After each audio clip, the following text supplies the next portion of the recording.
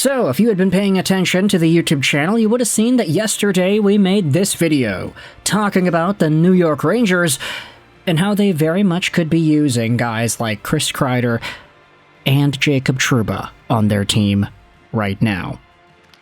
It was a pretty big deal because, hey, they're doing pretty well, but I said at the beginning of that video yesterday that, hey, there was actually a bigger and debatably more interesting topic to talk about in regards to NHL trade action that revolved around the St. Louis Blues.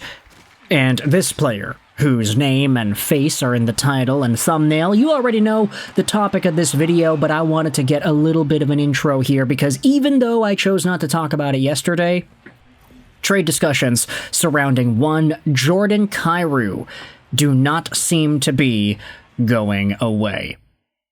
Let's dive into some of the news and notes that we have seen about Kyrou and his trade situation, stuff from David Pagnotta and Elliotte Friedman on 32 Thoughts, starting out with what David Pagnotta spoke about in regards to Kyrou and trades. He said this on Jeff Merrick's episode of The Sheet on November 6, 2 days ago. Jordan Kyrou was a player that the St. Louis Blues talked about around the draft. Both the Islanders and the Montreal Canadiens had talks for this guy. So first and foremost, Pagnotta's going out there and confirming what a lot of us fans of the Canadiens and other teams already kind of knew. Okay, Jordan Kyrou was in a spot where his name was dangled out there by St. Louis in the summer, and ultimately, the player who had ended up scoring 70 points in 82 games last year and 70 points in 2 out of the previous 3 years before that ended up not getting traded. Now, you can say that right now, things have gotten worse for Kyrou, 8 points, 14 games with St. Louis this season, and a healthy scratch on top of that. It's very difficult to find good, justifiable results out of anybody in St. Louis right now. The goaltending isn't great. The offense is not really producing as much as they should. I mean, P.S. Suter leads the team in points, which is quite remarkable, I'd say.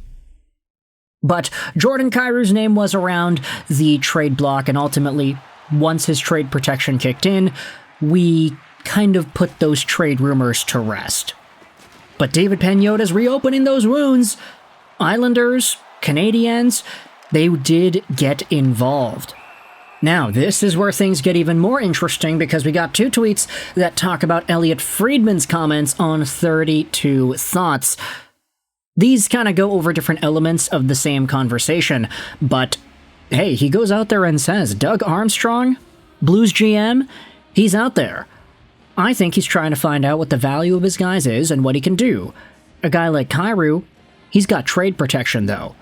8.125 isn't as big as it was even 4 months ago, Friedman says, essentially insinuating that Kyrou and his $8.125 million AAV contract isn't seen as that big of an obstacle now compared to where things were, let's say, back during the draft, when we didn't realize that the cap was going to go up as much as it did, and okay, maybe we realized it, but we didn't understand fully the implications of what that would bring. A rising cap in this world? Okay, great. But how much does that cap rise? And what impact does that have on the NHL?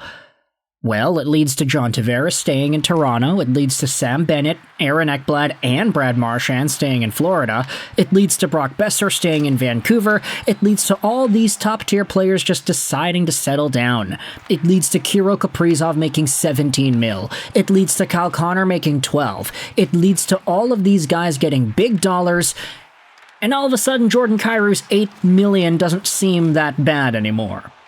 Especially if he's able to continuously put up 70 points a year. Friedman said on 32 Thoughts last year he wasn't sure if teams were willing to take on Kyrou's 8.125, but now, with the cap going up, it looks more appealing.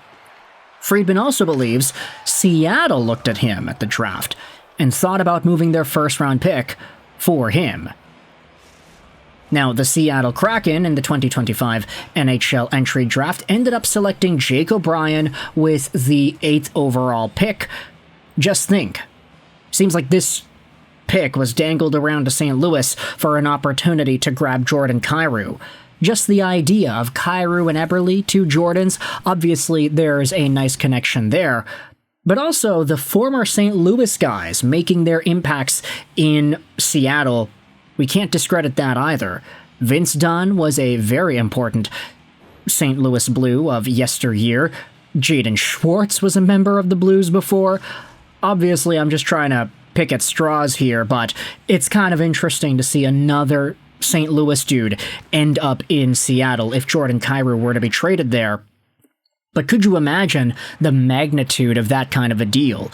If we assume Seattle dangled 8th overall, and we assume that St. Louis just straight up said no, does that align with our expectations of how much this guy is worth on the trade market?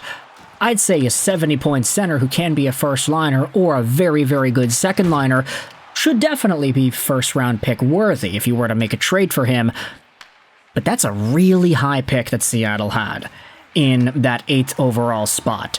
And I just kind of wonder, if the Seattle Kraken were not able to get that done, if there was not a trade to be had involving the 8th overall pick and Jordan Kyrou, I do question that if a team like New York, the Islanders, or Montreal, they decide to reopen those conversations, what is the trade price now? Is it still in that same territory? Is it lower because Kyrou hasn't been doing all too well? Do you buy the dip and say, yeah, this guy's struggling a little bit so we can get him for a little bit of a cheaper price? And also you have to think about what Kyrou could provide to these other teams. Montreal, we've beaten this story into the ground over and over again. How many videos and conversations can we have about Kyrou and the Habs? Obviously, it's not going to end until the guy inevitably gets traded, or if the Canadiens get a second-line center that is full-time second-line center material.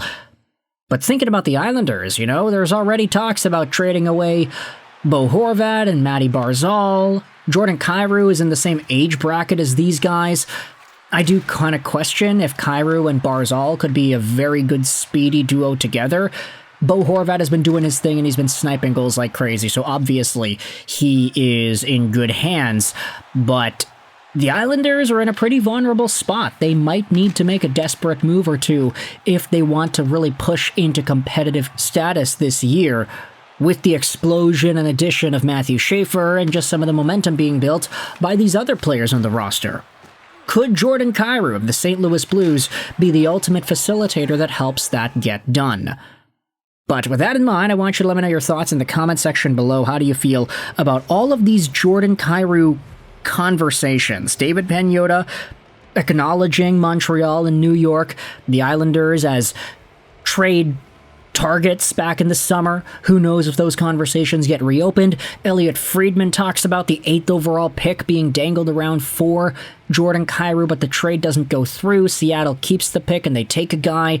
There are a lot of elements that I think you can use to articulate further talking points for this conversation, but I want you to let me know your thoughts in the comments. How do you feel about it all? And where do you think Jordan Kyrou is going to get traded if he does get moved soon? I know the St. Louis Blues wanted to calm down trade speculation after the guy got healthy scratched the other day, but it's almost impossible to totally shut that down. Until the guy's actually moved, or if the team starts winning and he produces a hell of a lot of points in the process, will you probably see those talks go away? But for now, I want you to let me know your thoughts in the comment section below. Likes help out with the algorithm, so do dislikes, and of course, so do those comments. I hope you enjoyed this video. Sign on. And bye.